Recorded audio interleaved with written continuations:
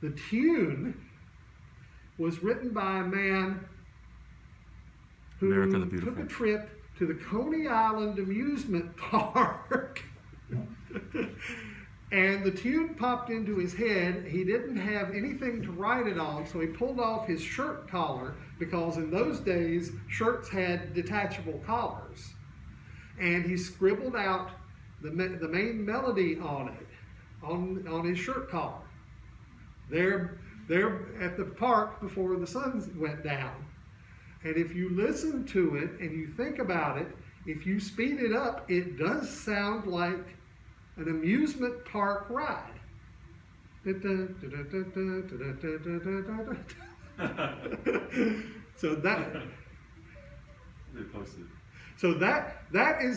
how that tune got written. And it was some years before those two were paired together, but that is by far the most popular setting of those words.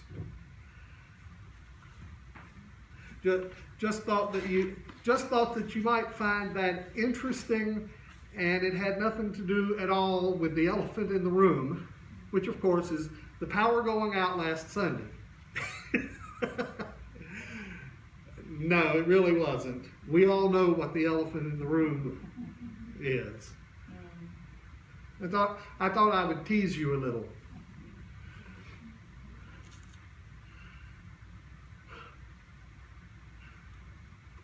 The scripture reading for today was going to be something completely different, and the closer I got to the middle of the week and the more things dragged out, the further and further we got away from that message, which we might get at some point in the future or might not. I don't know.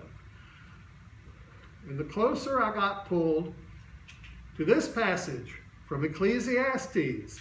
If anybody in the English-speaking Christian world knows one passage in Ecclesiastes, this is it. And especially if you are the age of most of us, you can't hear the words without also hearing the birds singing it. The 3rd chapter of Ecclesiastes. To everything there is a season and a time for every purpose under heaven. A time to be born and a time to die. A time to plant and a time to pluck up what is planted. In other words, reap. A time to kill and a time to heal. A time to break down and a time to build up. A time to weep and a time to laugh. A time to mourn and a time to dance. A time to cast away stones, a time to gather stones together. A time to embrace and a time to refrain from embracing. A time to gain and a time to lose. A time to keep and a time to cast away. A time to rend, that is tear, okay, and a time to sow. A time to keep silence and a time to speak. A time for love and a time for hate, a time for war and a time for peace. And then the teacher asks, what gain does the laborer have from his toil? What good does the worker get from his work?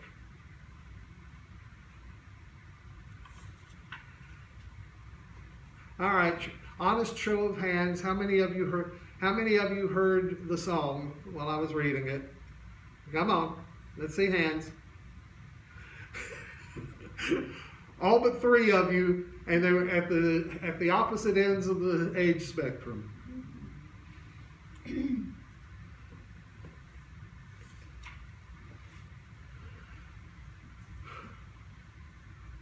Time for another confession. How many of you are glad that almost all of the election stuff is finally over with? Is it though? I know. I said almost all. I didn't say it was all. Notice I hedged my bets.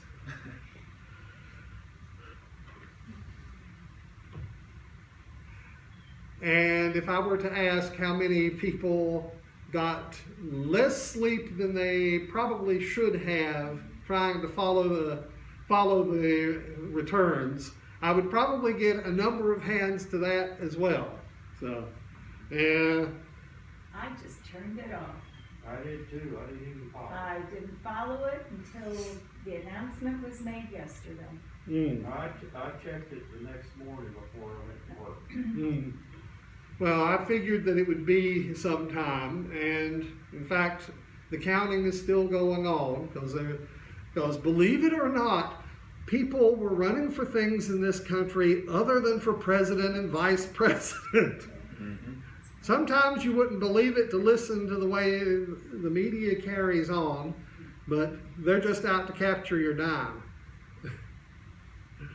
to quote Paul Simon.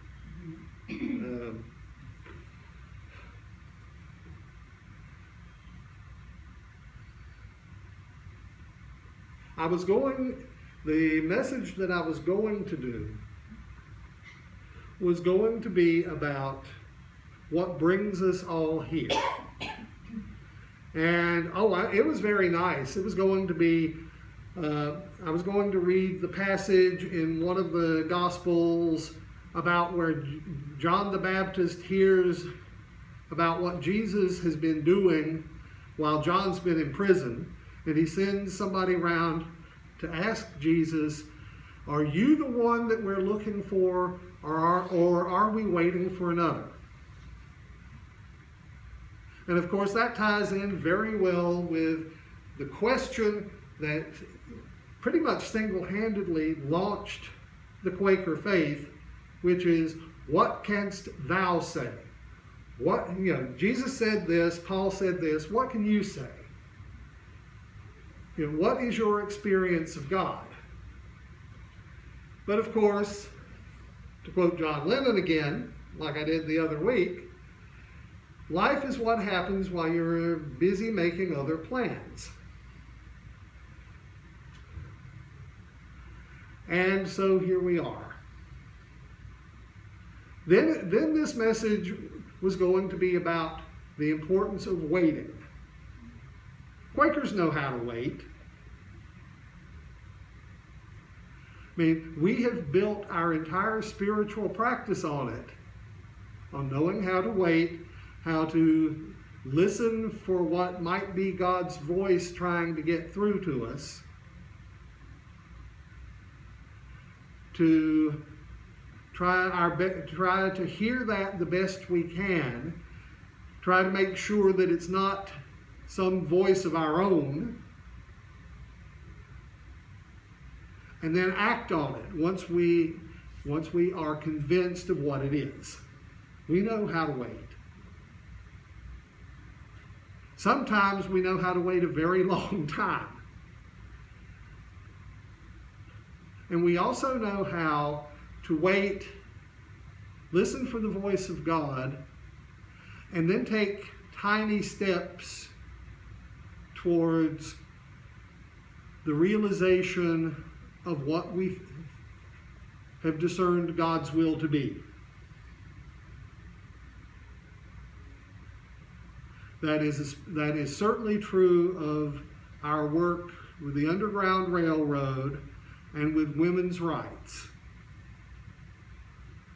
and with the civil rights movement.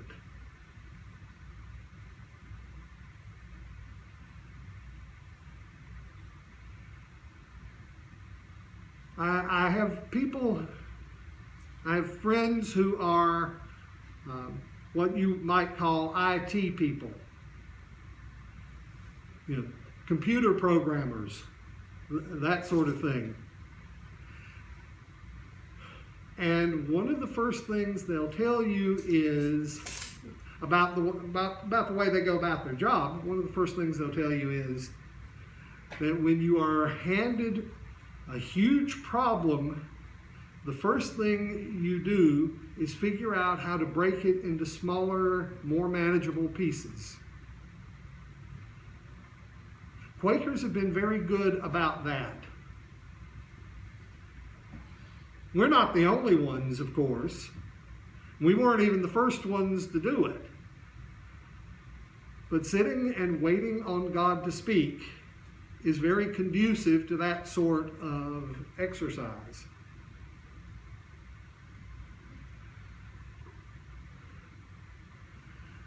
And whatever is what this meeting in particular should be doing, Friends as a whole should probably be concentrating on this. There's a saying that I've found again. It says, a friend is someone who knows the song in your heart and can sing it back to you when you've forgotten the words.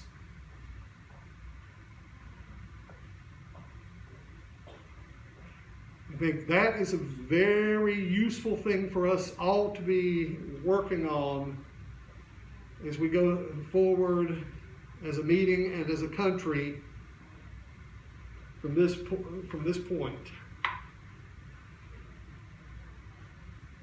Well, what's the song in America's heart? Actually, there are a number of them. One of the best ones is probably the most famous sonnet in American literature and history. And you will probably recognize it once I start it. It was written by a woman over 100 years ago, actually closer to 150 years ago now, whose ancestry was Sephardic Jewish. So from Spain and Portugal, they got driven out and settled in other places. And what she said, what Emma Lazarus said, was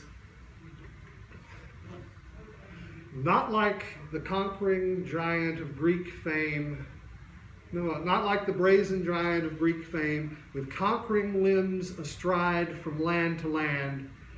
Here at our sea-washed sunset gates shall stand a mighty woman with a torch whose flame is the imprisoned lightning, and her name, Mother of Exiles.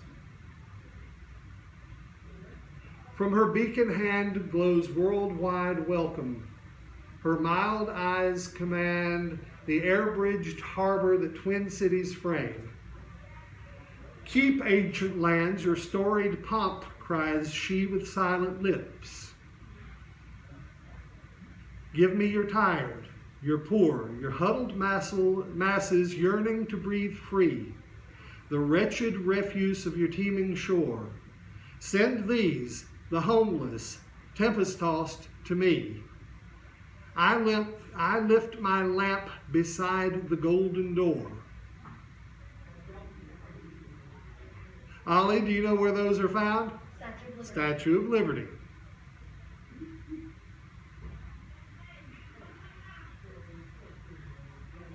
Tell you the truth, she had me at Mother of Exiles.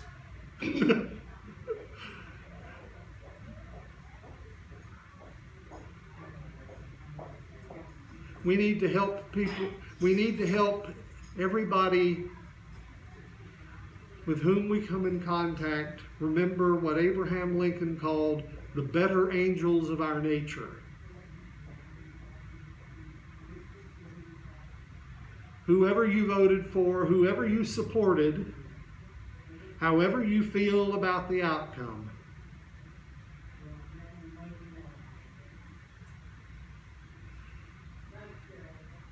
I once saw a bit of advice from an older married fellow to a newlywed who had come to see his son-in-law, the minister, about the troubles that he was going through in their marriage. And, you know, the son-in-law was busy talking to somebody else at the time, so the father-in-law and the visitor got to chatting, and the father-in-law said some very wise words. that at some points you have to ask yourself, do you want to be right or do you want to be married?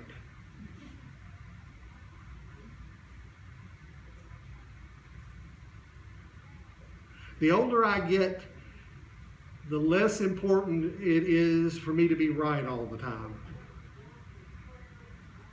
Because let's face it, being right all the time is an awful lot of work.